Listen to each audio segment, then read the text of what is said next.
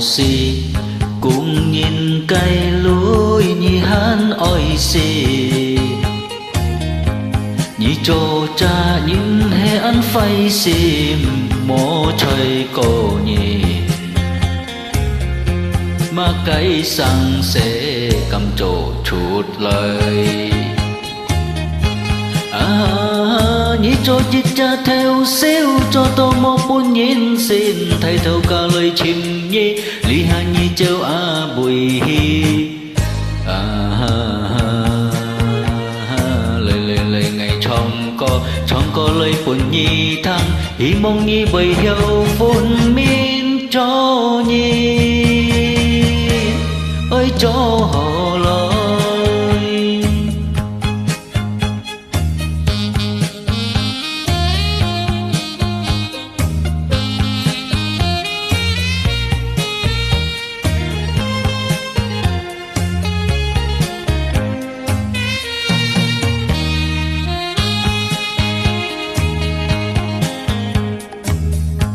nhi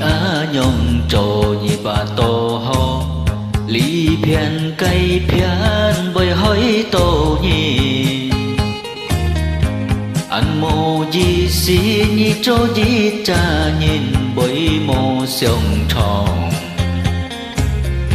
cho nhà phèn diệu chỉ tổ xéo ly nhị cho chít cha theo xíu cho tôi một buồn nhìn xin thầy thâu cả lời chim nhi li hà nhi châu bùi hi lời ngày trong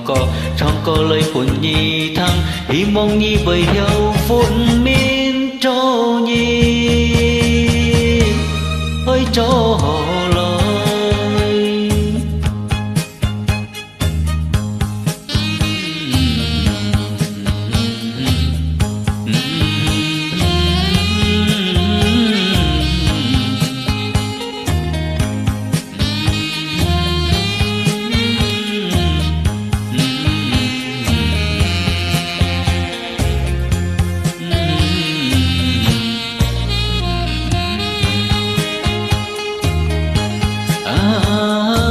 cho chít cha theo xíu cho tôi một buồn nhìn xin thầy thâu cả lời chim nhi li hà nhi châu